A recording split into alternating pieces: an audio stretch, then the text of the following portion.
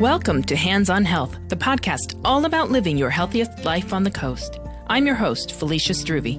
My guest today is certified athletic trainer Chad Rankin. You may remember Chad from episode 12 when we talked about building a lifelong exercise habit. In this episode, Chad explains how our understanding of concussions has changed rapidly and what he's doing to help our student athletes prevent lasting brain damage from concussions. If you coach, play a sport, or have a child in sports, keep listening. Hi, Chad. Welcome.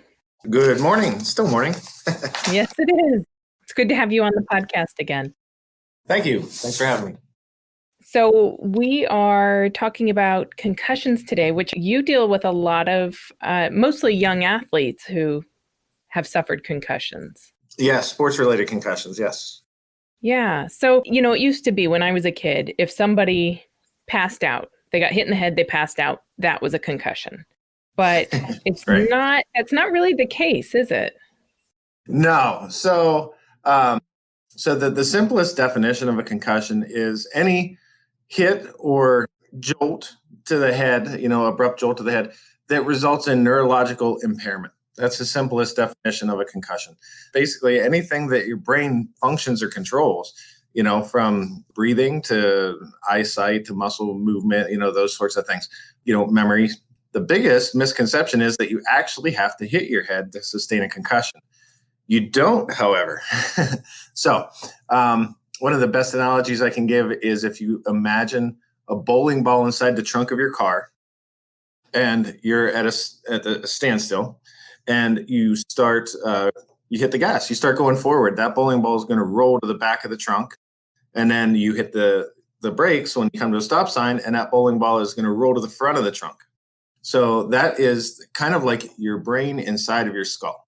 So if you take a violent whiplash of your head, your brain can actually move forward and backward and hit the sides of your skull. And you never really did hit your head on anything, but you could sustain a concussion, actually. So really, if you've got a kid in contact sport, or if you as an adult are in contact sport and you take a hard hit, even if you didn't hit your head on the ground, you could be sustaining a concussion from that. Right. Football gets vilified a lot, and it's not just a contact sport, it's a collision sport, right? So, but Right. thing where soccer, a kid gets slide tackled in that, abrupt change of direction, their head's going forward, but suddenly another kid runs into them and they're going backward, and that whiplash of the head can cause that.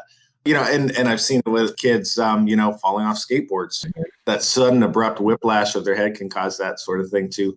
So I actually refer to concussion as the most complex injury that a student athlete can sustain, actually. Why is that?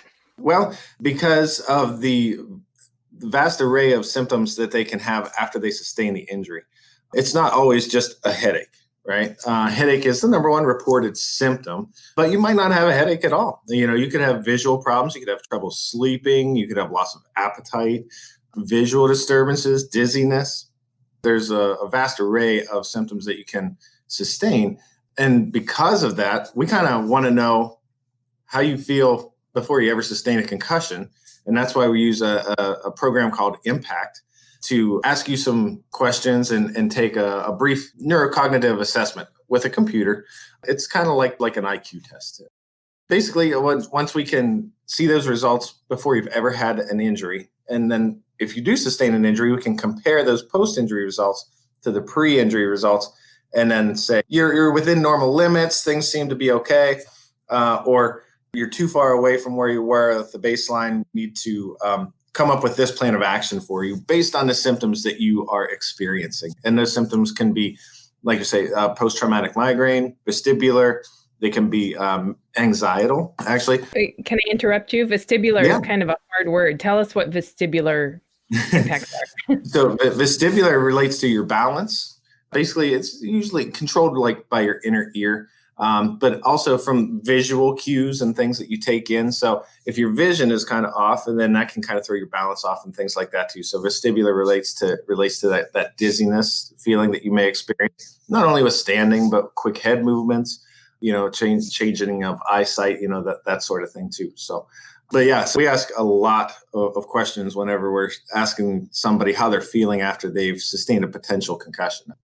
And you take most of the high school student athletes in our county through this process, don't you? This impact test? Yes. So we've been doing it at the from the 7th through 12th grade level for Napa, Warrenton, Astoria, and Seaside school districts.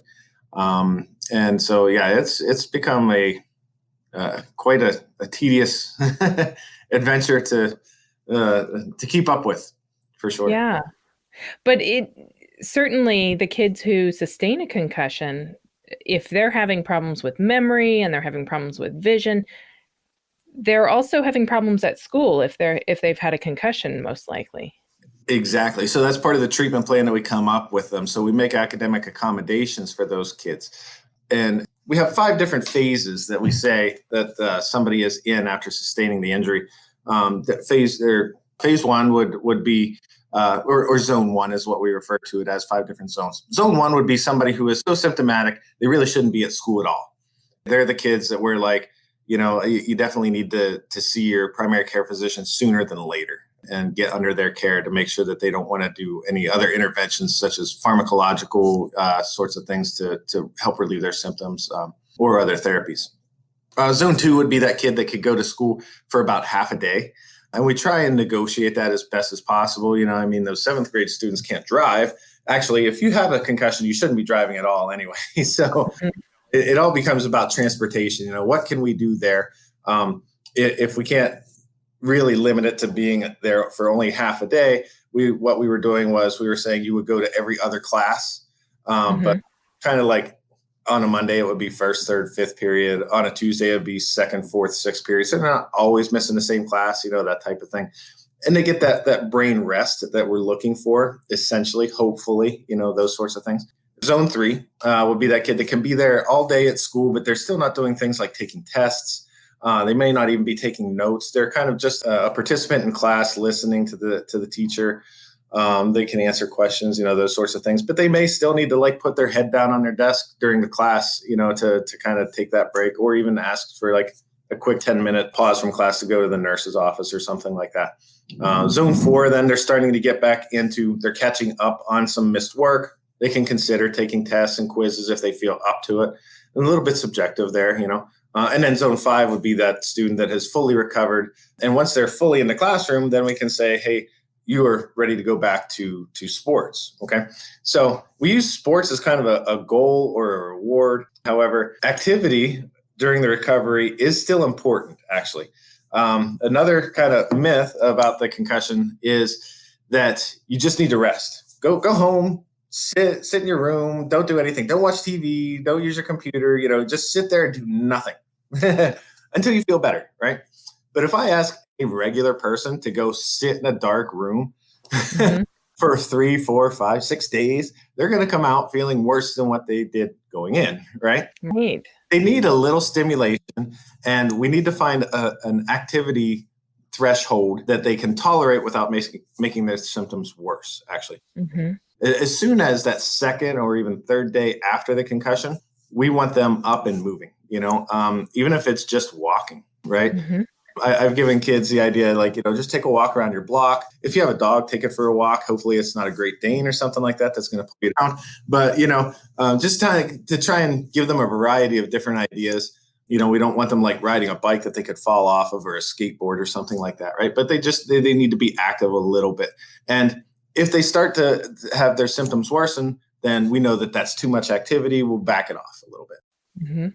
Within the last 2 years, that has been a big paradigm shift in the treatment of concussions to say we want activity sooner than later, and that can help them overcome their symptoms to a degree. Well, I imagine, and a lot of us have gone through some periods of being stuck at home, isolated. So I think more people understand the challenges.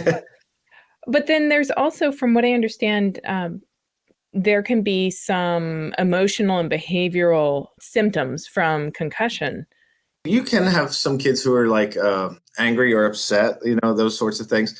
And again, one reason why we do the baseline impact testing is because it asks a lot of those types of questions, though, too, that can be very subjective in nature to kind of get an idea of, maybe they had a lot of stress in their life, even without this concussion, right? So if you have a lot of challenge and stress in their life, you could kind of maybe understand maybe this is just who they are, or is this a real, kind of behavioral change, that sort of thing. And what we do there is usually at the high school level, I encourage the student counselors to try and get involved with those types of students, to offer assistance. I have had injuries where I've talked to the parents and, recommended, maybe some counseling might be appropriate for them to just kind of talk things out, that sort of thing too. So it can be something if it's prolonged. Let's just put it this way: if the symptoms of a concussion last longer than 3 weeks, sometimes we wait till about 4 weeks, then we start to kind of change the label from just concussion to post-concussion syndrome.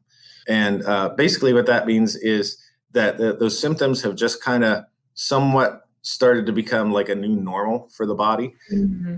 And instead of trying to overcome them and become better, then they just adapt to that new normal a little bit. So if that becomes the case, then that's where we definitely want to say, okay, let's see the concussion specialist, a neurologist. We refer a lot to Dr. Chestnut in those cases. He's at OHSU and he runs the complex concussion clinic there at OHSU, and he's very good. And they have different things, like you say, like pharmacological things, that aids that they can use with those students if needed to help them focus, concentrate, behavior wise, that sort of thing. They can go that route with those. So.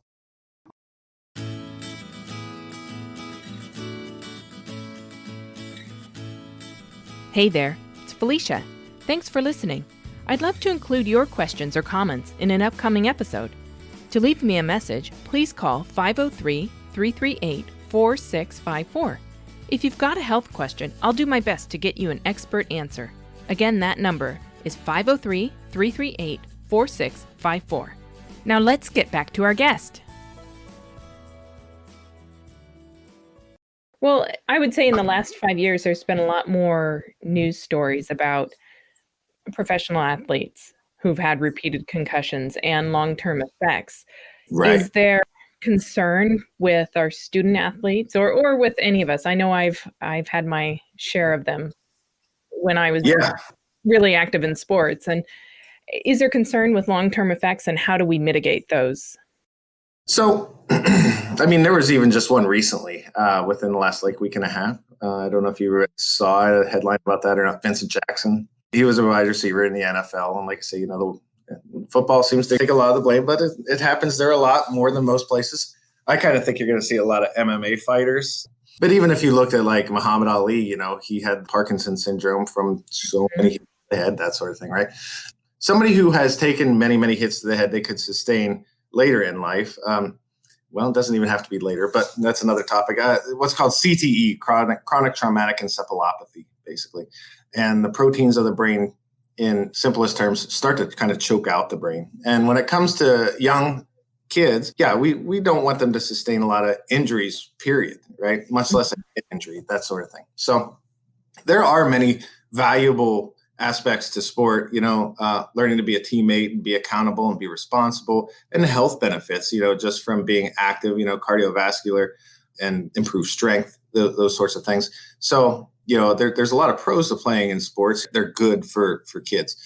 Definitely sports have to make sure that they're safe. They enact rules to say, hey, we're not going to target a head, we're going to play fairly and with good sportsmanship, those sorts of things, right? And there's continuing efforts to improve it every year. When it comes to like a parent, saying should my son or daughter play these sports for the sport? Absolutely, right? Yeah, I would not say no to playing sports. There's many benefits to it. Somebody who has had a history of concussion, though, does need to have it properly managed and not ignore it. Sometimes I have had kids that they've come to me and it's the second hit to the head that they've taken, right? So. Mm-hmm.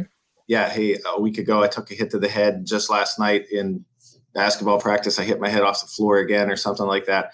And then those symptoms can become much harder to overcome. They can be greater in magnitude and just take longer for the body to recover from as well. So if they do take a hit to the head, they just need to report it and they need to have it managed correctly. And once they do, then they can return to sports safely. Somebody who does have a history of, say, 3, 4, 5 concussions, maybe you might want to look at a different sport in that case, because early in life, you don't want to have a lot of those head injuries. They can have a cumulative effect, as seen by, Muhammad Ali, and some of those others who have suffered the chronic traumatic encephalopathy later on in life. But there's no magic number to say how many concussions are too many. Certainly more is not good, but there used to be a 3 strikes and you're out sort of thing. They don't really go by that rule anymore. Mm-hmm. You can have a simple concussion, and that's not as bad. So, but definitely you would want to limit concussions at a younger age, that's for sure. So, well, and some of the risk is also when it's like injury upon injury as well. I mean, I think you and I are both examples of people who had concussions in high school yes. Mm-hmm. and went on to recover. And it doesn't have a long-term effect on us, apparently. But I imagine if you had another bad one within a month of the first one, you're at greater risk of those long-term effects. Right. The longer between events, the better, because then the brain recovers. Yeah. Put it this way, there are all these neurons inside your brain, like we say, that control everything, right? And so they are, I often compare them to memory foam. Okay. So, because for this reason, there are flow through these neurons. Okay. They have to send the input from neuron to neuron. So think I want to move my finger, right? So all these neurons have to act to cause that muscle contraction, right? When that flow becomes disrupted, well, that's your neurological impairment. Okay. So when you think about like a garden hose and you pinch it off, the water immediately shuts off, right? And then you let it go and the water flows right back through it. However, if you have a piece of memory foam and I kind of squeeze that and then I let it go, it's going to take longer to regenerate, right? Depending on how much you compressed it, right? So that's kind of like the neuron. When it has been compressed, when it has been damaged, it takes longer for it to recover, right? Individually, yours might recover faster than mine or vice versa, those sorts of things. So we don't want to damage them a second time, because if we damage them a second time before they recover from the first one, then what can happen is they can die.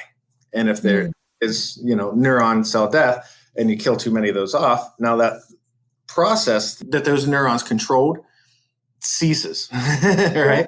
Or your brain has to find a new way to function. Okay. Mm-hmm. What used to be the fastest route for those neurons to communicate to each other, suddenly they have to find a new route. So definitely, longer between events is a good thing. But like you say, they can have long-term effects. What I was trying to get at before is there's no magic age to say CTE occurs, after 35, like osteoporosis or something like that, right? Because even though like Muhammad Ali, he was in his 70s, we were talking about Vincent Jackson, this latest NFL player, to unfortunately be found dead, maybe by his own hand. He was 38. So we don't want to see that happen. As long as we have a good plan in place to report it, to manage it, and to say when you can safely return and go from there. And like we're saying, the other benefits of sports are they far outweigh the risk. It's like, I wouldn't say don't play sports because you're worried about a head injury, actually. Right. So we are starting to get back into more of normal life, right? The kids are starting to go back to school. We are starting practices and games. Games are on the schedule. Yes. Exactly. Have you noticed, I know we haven't had a lot, but there were some fall sports as well. Have you noticed that there's more injuries or fewer injuries? Well, when it comes to concussion, it's independent of conditioning. That's just something where if they are in the wrong place at the wrong time and their head gets snapped or hit, they could sustain that injury at any time. Other orthopedic injuries, yes.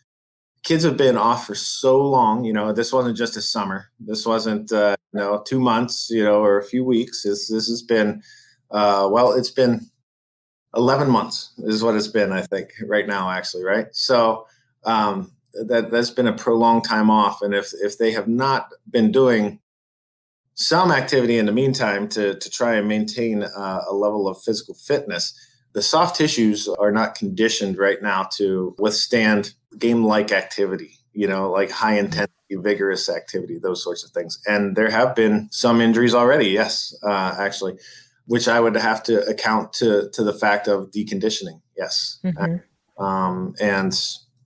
that's unfortunate. I hope that we can minimize those as best we can and have a good sports season. But we are going to be busy for sure. I bet. For weeks. Well, it seems like there's a lot of work to be done by the athletes, by the families, by the coaches, just to get everybody back up to physical. Right. Just because you're young doesn't mean you are bulletproof. They might think so, but yeah, when I was 16, 18, I thought, I could do anything at any time, but strange things, For myself, just there's more awareness around concussions, and I watch my kids closely when they take a hard hit for that reason. Right. Let me just say this, like what you're saying, appropriate reporting is the number one thing, right? You gotta recognize the concussion. And if you're in doubt, please get it checked out for sure. There are free apps that you can use on your phone for checklists of symptoms. There's one, it's called PAR for concussion. And if you just type that into your app store on your phone, that's a free app. It just takes you through some simple yes or no questions. And at the end, it kind of lets you know, hey, you should seek medical attention or not. The symptoms could be immediate, or they could take up to 48 hours to onset. So that's what can be tricky about some of these, actually. I can literally be on the sideline of a football game and a kid passes all my sideline tests. And the next day he comes to school, or maybe doesn't come to school because he's not feeling so well. That's the thing. And it's like, oh, shoot, So, yeah, that would certainly be a good tool for coaching too. I encourage the coaches to put it on their phone. Yeah. And go through the symptom checklist. And if they have a student that they want me to check out, that way I got a nice record of how did they feel like last night when they were at the game and you were down in Tillamook or Banks or somewhere else, right. Local. So, well, just thinking about the kids too, the more driven they are, the less likely they are to say, uh-oh, something's wrong. They're more likely to you do get those kids that they want to, they just want to play and keep it isn't an option. But a concussion isn't a muscle strain. It's not an ankle sprain. It's, it's not something you can kind of just gut up and play through, actually. If you have that headache that is a concussion style headache, and you try to play through it and you take another hit to the head, you're really playing with fire there, actually. There is a dangerous syndrome called second impact syndrome. And it is rare, in less than 1% of concussions. But what can happen is the brain can swell, cause tremendous pressure, and the worst consequence is they could die. What is the headache? You talked about a concussion style headache. How is that? Well, we've all experienced different types of headaches. Tension headaches, right? Sinus pressure pain headaches, right? Those sinus headaches kind of through your nose and around your eyes, that sort of thing, right? Or down the back of your neck, and it feels like it comes up over the back of your head. That's kind of like a tension style headache. But if you get that pain right between the temples here, and it's not an excruciating headache, it's just like that dull ache. It's persistent. It just won't go away. You're like, oh my gosh, I had this headache, and it just doesn't seem to get any better or worse. That's what we call our concussion style headache, right between the temples there. So, and just persistent, annoying. My concussions actually came through gymnastics. I got dropped on my head twice by a coach vaulting. But I slept on my floor, flat on my back for 3 or 4 nights because I was afraid. But I didn't tell anybody that. Oh, I kept it to myself. Yeah. Right? Well, I got to tell you, I mean, okay, so the real recognition with concussion has really taken off in the last in the 2000s, actually. So when we were in high school, it was, hey, 24 hours after the headache goes away, you can go back, no problem, or whatever and stuff. Well, what if it just doesn't go away? Yeah, I'm good. Coach tells you to rub some dirt on it, and let's those types of things, right? So my own personal experience with concussion, It was in a high school gym class where another kid butted me in the mouth. And Oh, yeah, and I thought I broke my teeth. I was like, man, it really hurts. But so this was back in the day when we all had to shower after class too, right? So we're in the locker room, and I started getting in the shower with all my clothes on. And oh, I was, what the world am I doing? yeah, And I literally forgot who I was, where I was, what I was doing. And I was like, oh my gosh, something's not right. I had no idea what a concussion was back then at all. right. But it's like, wow, this is like an out of body experience, and everybody experiences a concussion in different ways. In fact, the concussion that you experience with gymnastics, if you were to have one today, probably wouldn't feel the same as the one you had with gymnastics. There might be similar, but every concussion is different. Even multiple concussions with the same person, you're going to experience it a different way, So that's what I'm saying. It's one of the most complex injuries a student athlete can sustain. And we just need to kind of navigate through the jungle of what are the symptoms. And now that we've isolated those symptoms, here's our treatment plan to help you get better. Yeah. Well, I'm glad that we have you here in our county as a resource. That's definitely a benefit, that to set that baseline and be able to follow those kids after their injury, and just peace of mind, I imagine. Bottom line is we want to make sure everything was as it was before the injury, before you go back to play.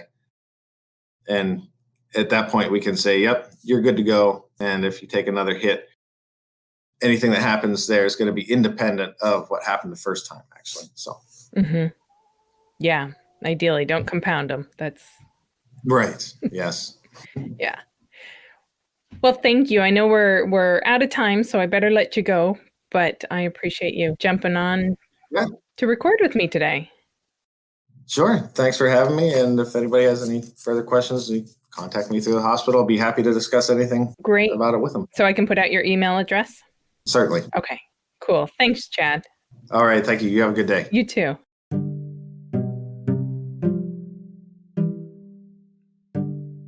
Thank you for joining us today. I'm Felicia Struve, and this has been an episode of Hands on Health, brought to you by Columbia Memorial Hospital.